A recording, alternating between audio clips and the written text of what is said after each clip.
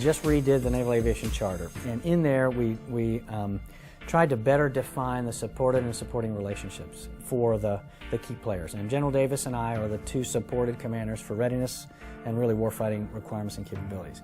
The primary supporting commander across all of our lines of effort is NAVAIR.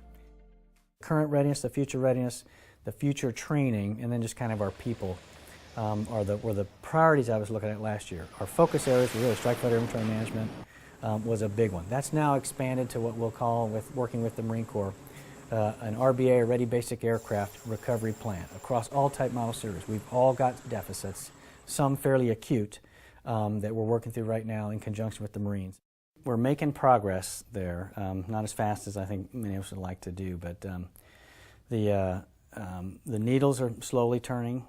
We've got the focus of effort has been in a couple of areas very familiar to the NAVAIR team. The production at our depots, our in-service repairs, and then in conjunction with our NAVSUP partners up in Philadelphia, the supply side of both our depot work and our flight line work.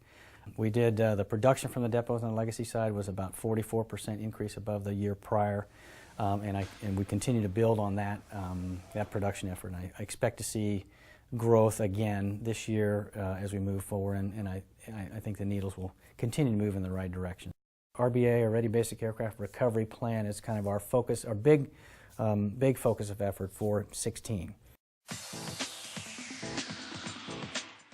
And then in the future training environment, live, virtual, constructive has kind of become our buzzword.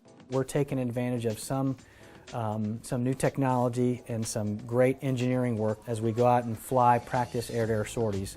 We can do some things with the operational flight program or the mission computer to make it simulate and show us those adversary forces, those airplanes, those red air or opposition forces, make them synthetic. So they show up on the radar, do everything you would see, but we don't have to put those airplanes in the air. So that saves us on utilization right now, lots of Hornet utilization. But that's an example of the ways we're kind of moving down a larger LVC vision, but taking those interim steps where we can to give us direct impact to readiness. Utilization in some cases, but overall readiness and training and readiness points as well as we move forward. One that doesn't really fit inside the NAVAIR world, but it's carrier maintenance, is one of my biggest concerns in getting those platforms through their availabilities on time. We've not done a great job here recently, and they've had impacts from that.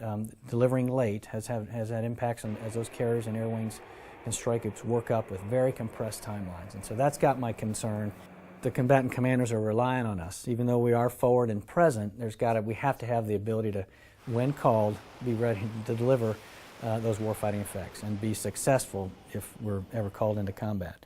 And I think we're doing that with our deployed forces, where I think we're coming up just a little bit short is in the turnaround cycles and the other phases of the fleet response plan or fleet readiness plan.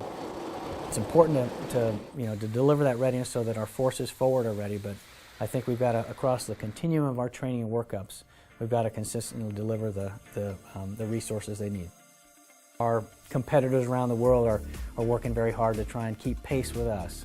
And to stay ahead of them and to pace the threat, as we like to talk about, really, we've got to be as efficient as we can and deliver those capabilities. And if we're looking at different milestones for things, if we can do inside of our own lifelines and work areas, bring those capabilities to the left so we can deliver them to the fleet sooner.